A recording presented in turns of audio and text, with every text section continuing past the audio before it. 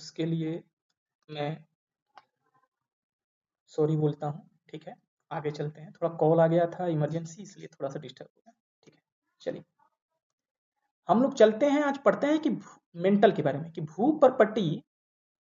भूगर्भ में परपटी के नीचे, यानी प्रपटी यानी क्रस्ट के नीचे, इसके नीचे क्रस्ट के नीचे का भाग मेंटल कहलाता है। हम थोड़ा हिंदी और इंग्लिश लेके चल रहे हैं, क्योंकि ज्योग्राफी जो है ना, वो थोड़ा हिंदी की चीजें भी समझना चाहिए, इंग्लिश की चीजें भी जानना चाहिए। ठीक है, तो नीचे का भाग मेंटल है। ठीक है, ये हिंदी हो चाहे इंग्लिश हो सेम है। ठीक, जैसे हम बताए थे कि ये जो क्रस्ट है, क्रस्ट के नीचे के पार्ट को क्या बोलते हैं? मेंटल बोलते हैं, ये अगर क्रस्ट है तो। ठीक है, 0 से 30 या 70 किलोमीटर तक।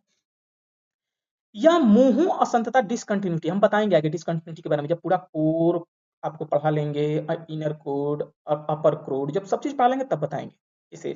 आंतरिक जो क्रोड है, बाहरी क्रोड है, जब सब पढ़ा लेंगे तब आप लोग को एक बार में बताएंगे कि कौन कौन सी डिसकंटिन्यूटी या असंतत्या पाई जाती है। ये क्या होता है? मुंह असंतत्य से आरंभ होकर 2900 किलोमीटर, कितना? 2900 किलोमीटर की गहराई तक पाया जाता है। बताएं, ये सब बताएं, बस हम पढ़ रहे हैं। मेंटल का ऊपरी भाग दुर्बलता मंडल बताए थे। अपर मेंटल में दुर्बलता मंडल होता है, और उसके अपर मेंटल में दुर्बलता मंडल होता है, उसके भी जो ऊपर होता है, ठीक है, उसमें क्या होता है? थोड़ा सॉलिड होता है, और ये सेमी सॉलिड होता है। एस्थेनोस्फीयर कहा जाता है। एस्थेनो, ध्यान दीजिएगा, एस्थेनो शब्द का अर्थ दुर्बलता से होता है, यानी कमजोर थोड़ा सा। इसका विस्तार कहाँ? 400 बोले थे ना, कहीं कहीं 700 मिलता है, कहीं और एनसीईआरटी में 400 किलोमीटर तक होता है, तक आंका गया है। ज्वालामुखी उद्गार के दौरान जो लावा धरातल पर पहुंचता है, उसका मुख्य स्रोत यही अभी बताए थे। ये क्या है? सेमी सॉलिड है। ध्यान दीजिएगा मेरी बात को, सेमी सॉलिड। जब सेमी सॉलिड होगा तो बताए थे ना, इसमें क्या होता है? लिक्विड होता है, और क्या होता है? सॉलिड होता है। लिक्विड होता है और क्या होता है? सॉलिड होता है। जब इसमें लिक्विड और सॉलिड होगा, तो अगर हम लिक्विड वाले पार्ट को में यहीं से जो लिक्विड वाला पार्ट है वो सॉलिड के रूप में कुछ कुछ कुछ खनिजों को लिए हुए, ये जब अगर हम यहाँ से बनाने की कोशिश करें, तो ये अगर मान लीजिए कि ये जो अगर हमारा पृथ्वी है, तो यहाँ से क्या होता है? अंदर से यहाँ से निकलता है लावा, मैग्मा। मैग्मा जब निकलता है तो ये कुछ अंदर भी पिघलता, अंदर भी जमता है। हम पढ़ेंगे आगे कि अंदर जो जमता है, ये इग्नियस रॉक यानी अग्नेय चट्टान कैसे निर्माण होता है, ये अंदर बनने वाले अग्नेय चट्टान है, ये बाहर बनने वाले अग्नेय चट्टान कैसे बनते हैं। तो हम जब हम रॉक फॉर्मेशन पढ़ेंगे, चट्टान का निर्माण कैसे होता है, तो वहां पढ़ा जाएगा। तो ये लावा, और लावा भी कुछ पतला होता है, कुछ ये सब ज्वालामुखी में पढ़ा जाएगा। तो ये लावा ऊपर फैलता है। यही जो लिक्विड पार्ट है, जो एस्थेनोस्फीयर है, अब क्रोड से निकल के नहीं जाता है, ये जो एस्थेनोस्फीयर है, यहीं से ये जो लिक्विड होता है वो बाहर मैग्मा के रूप में निकलता है, और जब ये यहाँ जम जाता है, यानी ठंडा होकर ये यहाँ बैठ जाता है, और इसी से चट्टान का निर्माण होता है। अब बताइए कि जब हम पढ़ें कि एस्थेनोस्फीयर में सिलिका और मैग्नीशियम पाए जाते हैं, और कहीं कहीं सिलिका और एल्यूमिनियम पाए जाते हैं, तो ये बताइए कि इसमें खनिज हैं, इसके साथ साथ और भी खनिज पाए जाते होंगे। तो यही जब निकलते हैं तो ये ऊपर चट्टान जब बनते हैं, तो चट्टान में भी क्या पाए जाएंगे? मिनरल्स यानी खनिज पाए जाएंगे। ये सब एक बायोलॉजी है, इसको साइंस की तरह पढ़िए। हर एक चीज दूसरे से रिलेट करेगा। आखिर में चट्टान में कहां से खनिज आए? यहीं से आए। क्यों? क्योंकि ये मैग्मा से इसका निर्माण हुआ, और किसी और चीज से निर्माण नहीं हुआ। जब मैग्मा से निर्माण हुआ, मैग्मा के ठंडा होने से, तो इसमें क्या हुआ? इसमें खनिज नीचे से जो जो पृथ्वी के अंदर खनिज है वो कहाँ आ रहे हैं? बाहर आ रहे हैं। बात समझ में आ रही है? तो इस गहराई से और इस थिंकिंग के साथ हमको पढ़ना है, तब जाके हमारा क्वेश्चन होगा कि ये अब चट्टान ऊपर चट्टान बन जाएगा, और इसी से चट्टान का निर्माण होता है। अब इसी में अपर्दन होगा, अपक्षय होगा, अपर्दन होगा, तो ये कभी कभी चट्टान थोड़ा छोटा होते जाता है, टूटते टूटते जाते हैं। ये टूट के जब आगे जाएंगे तो इसका निक्षेपण होगा, मास मूवमेंट होगा। तो ये एक, भाई एक समय ये हुआ, ये बना लिया, एक समय हुआ ये बना लिया, तो ये लेयर बनाते रहता है। जब लेयर बनेगा तो इसी को सेडिमेंटल रॉक बन जाता है। ये कैसा? ये इग्नियस रॉक बना। जब ये टूटा फूटा, टूट फूट के जो भी चीज आया, यहाँ पे क्या बना लिया? सेडिमेंटल रॉक बना लिया। सेडिमेंटल रॉक इसीलिए परत होता है सेडिमेंटल रॉक में, क्योंकि एक बार में नहीं बना है। यहां से टूटा, आके जम गया, निक्षेपण हो गया, फिर आया, फिर निक्षेपण हो गया, फिर आया। तो ये क्या बन रहा है? अलग अलग समय में ये सब बना है ना, इसीलिए लेयर होता है। बात समझिए। अभी हम जब पढ़ाएंगे तो चट्टान पर हो तो और अच्छे से इसको एक्सप्लेन करेंगे। अभी हम लोग जो पढ़ रहे थे वहां चलते हैं तो बहुत वो हो जाएगा। ठीक है, ठीक।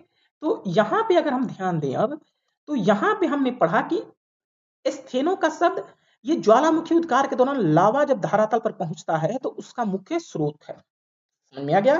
ठीक है, यानी कि एस्थोनोस्फीयर से ही लावा निकलता है। भूपर्पटी एवं मेंटल के ऊपरी भाग मिलकर स्थल मंडल बनाते हैं। समझ में आया हम क्या बोले थे? ये लाइन ध्यान दीजिएगा, बहुत इंपॉर्टेंट है। ये लड़के छोड़ देते हैं, पढ़ते रहते हैं, मेन चीज नहीं पढ़ पाते हैं। ध्यान दीजिए इस चीज को। क्या है? भूपर्पटी मीन्स क्रस्ट, मीन्स क्रस्ट, और एवं मेंटल का ऊपरी भाग यानी अपर मेंटल का अपर पार्ट, यही तो बोले थे upper part of upper mantle, ये जब दोनों मिलेंगे तभी हमारा लिथोस्फीयर बनेगा, और लिथोस्फीयर यानी स्थल मंडल बनेगा।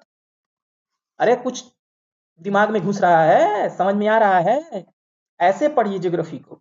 ठीक, अब इसकी मोटाई 10 से 200 किलोमीटर, कहीं कहीं 100 दिया रहेगा, कहीं कहीं 200 दिया रहेगा। तो इसकी मोटाई कहां से कहां होती है? 10 किलोमीटर से लेके 200 किलोमीटर तक के बीच पाई जाती, के बीच पाई जाती है। मेन 100 किलोमीटर दिया रहता है, लेकिन इनके बीच पाई जाती है। ठीक है, निचले मेंटल का विस्तार, ध्यान दीजिएगा, निचला मेंटल यानी कि लोअर मेंटल का विस्तार दुर्बलता मेंटल के समाप्त हो जाने के बाद। तो बताए थे ना भाई, ये हमारा मेंटल हो गया, ये हमारा upper mantle, this is the lower mental, upper mantle is called asthenosphere, it means दुर्बलता मंडल, और दुर्बलता मंडल के नीचे ही तो लोअर मेंटल है। अरे ठीक है, ठीक है, चलिए आगे चलते हैं। समाप्त हो या ठोस अवस्था में हम क्या बताए थे? अरे कुछ याद आ रहा है? जो बताए थे याद आ रहा है कि ये जो मेंटल होता है, ये जो होता है upper mantle, this is the solid, not solid, this is a semi solid, this is the semi solid and call asthenosphere, here is liquid. जब यहाँ लिक्विड होगा तो इसी लिक्विड्स में से लावा यानी कि मैग्मा निकलता है और चट्टान का निर्माण होता है।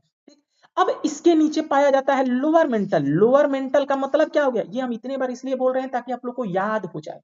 समझ में आ रहा है ना? इसलिए हम इतने बार रिपीट कर रहे हैं। ये मत समझिएगा बार बार क्यों बोल रहे हैं, ये इसलिए कि बार बार आप लोग सुनेंगे, बार बार चीजों को देखेंगे तो आप लोग को याद हो जाएगा। This is called lower mental. Lower mental हम क्या बोले थे? सॉलिड होता है। क्या होता है? सॉलिड होता है। वही तो लिखा है, और कुछ थोड़े लिखा है।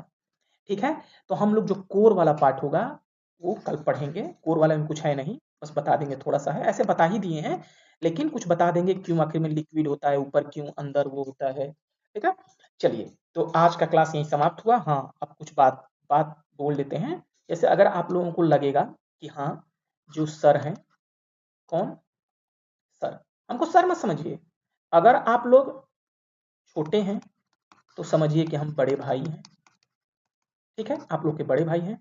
अगर आप लोग हमसे बड़े होंगे तो समझ लीजिएगा कि हम आप लोग के छोटे भाई। आप लोग सोचेंगे कि सर पता कैसे चलेगा कि आप छोटे हैं कि बड़े हैं? तो बस इमेजिन कर लीजिएगा। ठीक, तो हम आप लोग के भाई हैं, ना कि एक टीचर। हमें टीचर नहीं बनना है। ठीक है, हम बस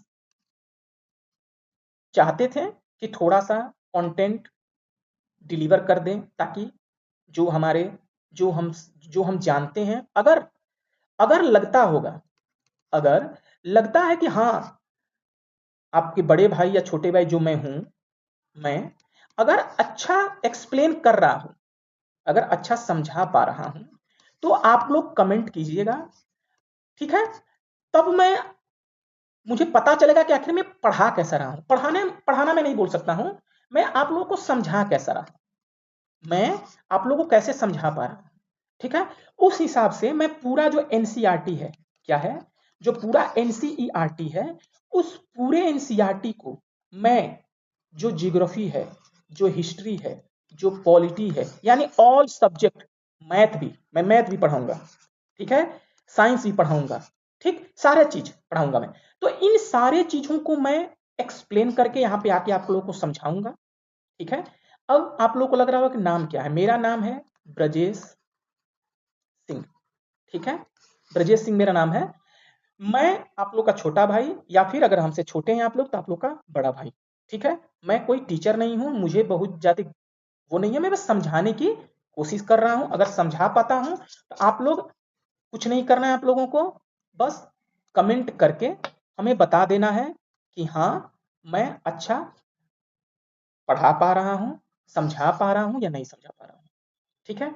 मैं अभी सब्सक्राइब करने को, लाइक करने को नहीं बोलूँगा। अगर लगेगा आप लोग को कि हाँ, मेरे भाई ने सही पढ़ाया है, ठीक है? तो आप लोग को लगेगा तो लाइक करना, लगेगा तो सब्सक्राइब करना।